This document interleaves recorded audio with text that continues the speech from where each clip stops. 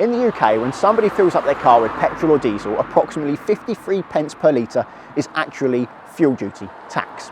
People who charge electric vehicles don't pay this tax, and the government are saying this is becoming a problem because they predict that by the 2030s, the government is going to be missing out on approximately £12 billion a year due to people driving electric vehicles. £12 billion! To an individual, that's an unthinkable amount of money. But what is it to a country? Well, let's put it into perspective. Last year in England, £12 billion was enough to pay for 70% of all GP doctors' appointments. So yes, £12 billion is not only an incredible amount of money for an individual, it's also a lot of money for a country. So the government are saying it's time electric vehicle owners start paying their own form of fuel duty, and they're calling it eVED. Everybody else is calling it pay per mile road tax. And this isn't instead of yearly road tax. This is in addition to yearly road tax. In the same way a petrol or diesel owner has to pay yearly road tax and then pay fuel duty on top of that, electric vehicle owners are going to have to pay yearly road tax and then pay per mile road tax. In this video, I'm not going to tell you whether I think it's a good or bad idea. That's up to you. I'm not going to give you my opinion. I've just read through the details and I'm going to tell you how it's going to work, because actually it's not that simple. Also, I'm going to tell you how much it costs compared to fuel duty on petrol and diesel, and how you can still have your say, because although the government aren't exactly singing about this, there is a public consultation open where you can have your say until March 2026. eVED, or pay per mile road tax, should start from April 2028. And for privacy reasons, there are going to be no trackers tracking vehicles to record mileage. Instead, what's going to happen is when an EV driver goes to tax their vehicle, they also need to tell the DVLA how many miles they expect to do over the next year, and then pay up front for that year's worth of mileage. There is an option though, instead of paying up front for the whole year, to pay monthly. By the end of the year, if the driver has driven less miles than they have paid for, the excess mileage rolls over to the next year. Or if they have driven more miles than they have paid for, and I'm calling this mileage debt, if they are in mileage debt, they have two options. They can pay off that mileage debt in one lump sum, or they can spread that debt over the next 12 payments for their next year's worth of pay per mile tax. So that mileage debt will be added to the payments they'll be paying next year. So how are the government going to know how many miles each car is covering? Are they going to rely on the word of the driver? No. They're going to use the vehicle's MOT as a checkpoint to record how many miles that car has covered. And for cars under 3 years old that don't need a yearly MOT, there will be a new mileage check for those cars, a yearly mileage check, probably at an MOT garage to record the mileage. It may not be at an MOT garage though, that's still up for debate. You can give your opinion on that in the consultation. What about if you want to sell your car? Do you get your money back for the mileage you haven't used? No, the miles stay with the car. So if you prepay for 10,000 worth of miles and you use 1,000 of those, 9,000 miles goes to the next owner. But if you're also in 2,000 miles worth of debt on that car, you've paid for 10,000 miles, but you've covered 12,000 miles, you've got 2,000 miles that need paying, the next owner gets that as well. The mileage stays with the car. So when you will be buying a used car, you want to check whether or not it's got prepaid mileage on it or whether or not it's in debt. And that's going to be reflected in how much you're going to pay for that car. Just make sure you check so that you are not surprised after buying the car. It seems the government wants the mileage to stay with the car, credit mileage or debt mileage, to keep things simple. But there is a way to get a refund for any mileage you haven't used. If you declare your car off-road, technical term being sawn, then there is an option to ask for a refund for any mileage that you've prepaid for that you haven't used. But generally, unless you choose that option, the mileage, credit or debt, stays with the car. So if you declare it off-road and it's 9,000 miles in credit or 9,000 miles in debt, it stays with the car, and then when you put the car back on the road, you get to use that mileage, or if it's in debt, you then have to pay for that debt.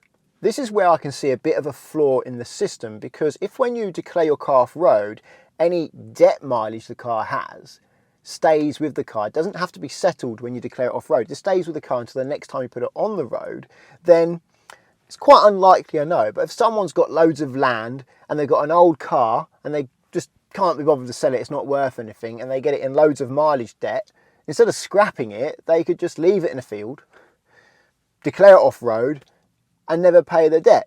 That's how it reads at the moment. I'm sure they won't leave it like that, but from what I'm reading in the consultation paper at the moment, it seems like that could happen. If a car is scrapped, then a final mileage is taken, and then the liability for whether the car is in credit or debt will be determined in terms of eVED. It doesn't say though you would get a refund if the car is scrapped and you're in mileage credit. I'm assuming you would, but it doesn't say that. And also there is a bit of a problem here in the paper that I'm reading. If a car is badly damaged to the point where you can't get a final mileage reading, let's say it's been on fire, then how do you get the final mileage reading? How do you determine whether the car is in credit in terms of mileage or in debt? All they say is further consideration will be given. What does that mean?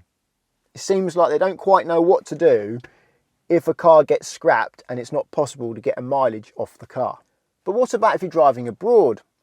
Well, you still have to pay the pay per mile road tax, and that's because the government have said that the proportion of mileage that's done outside of the UK by UK cars is so small that it's just not worth trying to implement a system to decide whether or not a car is driving in the UK or out of the UK, because to do this would impact privacy.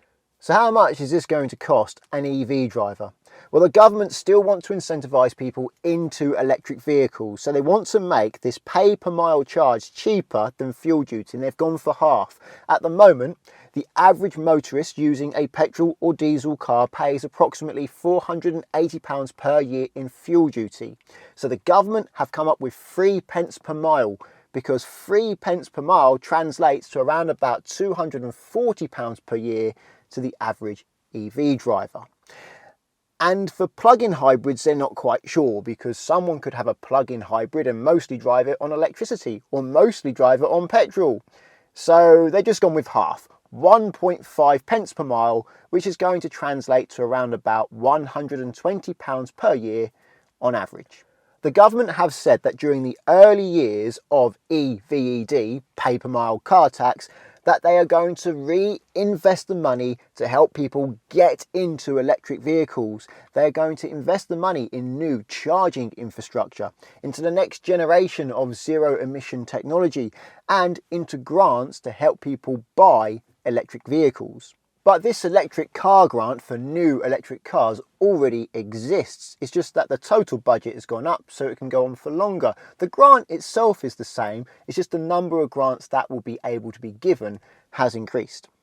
At the moment, if you go and buy a brand new electric car that qualifies for this grant, the taxpayer is actually paying £3,500 towards your new electric vehicle, and in total until financial year 2029-2030 is going to cost the taxpayer a total of £2 billion. Have you ever heard of vehicle excise duty expensive car supplement? Most people just call it luxury car tax. This is how it works. Brand new vehicles that cost more than £40,000 are subjected to an additional road tax over and above the standard road tax. You have to pay both for the first 5 years. At the moment, it's £425 per year over and above the standard road tax that you would also need to pay. After 5 years, you don't need to pay it. Or after the 5th time you've paid it, you don't need to pay it. By the time the car is 6 years old, you don't need to pay it. Now, what the government are going to do to try and incentivise people into electric vehicles is raise that threshold from £40,000 to £50,000, meaning all electric vehicles under £50,000 won't be subjected to this luxury car tax. Other vehicles that are powered by petrol, diesel, hybrid, plug-in hybrid, they are still going to have a threshold of £40,000. What this does is it actually saves approximately 1 million EV drivers from having to pay the luxury car tax. So it's clear the government still want to incentivise people to buy electric vehicles, grants towards new electric vehicles, investing in infrastructure, reducing taxes on electric vehicles, but then introducing a new tax, pay per mile, to replace fuel duty. Isn't that odd to introduce a new tax whilst they're trying to incentivise people to buy electric vehicles? Well, it does make something possible. It means that the tax is being introduced whilst there are still plenty of incentives, plenty of reasons to buy an electric vehicle. And then when enough people are buying electric vehicles and the government feel they don't need to incentivise people to buy them, they can slowly take away those incentives whilst there's already a tax in place replacing fuel duty. And then eventually the EV driver can pay just as much tax as a petrol or diesel driver, or maybe even more. Who knows what's in the future? In simple terms, what I'm trying to say is they're introducing this new tax whilst there are plenty of incentives to buy electric vehicles. And for many people, these incentives outweigh this new tax. This new tax, average motorist, £240 a year. The incentives are saving the EV driver, in many cases, much more than £240 per year. It may be harder for people to accept this new tax at a time when they're actually taking away these incentives. It'll be a double whammy. This pay per mile system doesn't take into account how efficient the vehicle is or how the vehicle is being driven. With fuel duty, if someone buys an inefficient vehicle, they pay more fuel duty. If they drive it in an inefficient way, they pay more fuel duty, and vice versa. If they drive it economically, they use less fuel, they pay less fuel duty. But with 3p per mile, which is going up with inflation, it doesn't matter what you're driving. You could be driving a 3-ton SUV or a little Dacia Spring. You're paying the same, 3p per mile. You can be driving like a bat out of hell, or you could be driving very carefully and economically, 3p per mile. Now you may think, well, electric cars, well, they're not polluting, but electric cars do pollute. They use electricity, and that electricity needs to be created, and that generates CO2. And some electric cars use a lot more electricity than others. Big, heavy electric cars use more electricity per mile generally than smaller, light electric cars. So this pay per mile system doesn't seem to differentiate between what sort of vehicle a person is driving and how much wear they're having on the road from the weight of it, and also how that car is being driven. If you want to have your say and give your opinions, there is a public consultation open. I'll leave a link in the description to that consultation. It's open until the 18th of March 2026. If you found the video interesting, please give it a thumbs up. And if you're looking for car insurance, check out the links to Collingwood and Confused in the description. If you're learning to drive and want to insure yourself on somebody else's car, then Collingwood are there for you, because you can do so without affecting the owner's policy. And that takes away a big stress from the owner of the car that you're using to practice your driving in. Via the link at the moment, there's up to 35% off and a £20 gift card. If you want to insure your own car, I recommend checking out the link to confused.com, because you fill out one quote form and get loads of quotes back from many insurers to compare who's cheapest, and you can change your car on that quote as many times as you like without having to do the whole quote again. So it's a quick and easy way to compare how much it costs to insure different cars. Using the links doesn't cost you anything, but it does support the channel, so thank you very much. Subscribe to get my future videos, and until the next one, cheerio.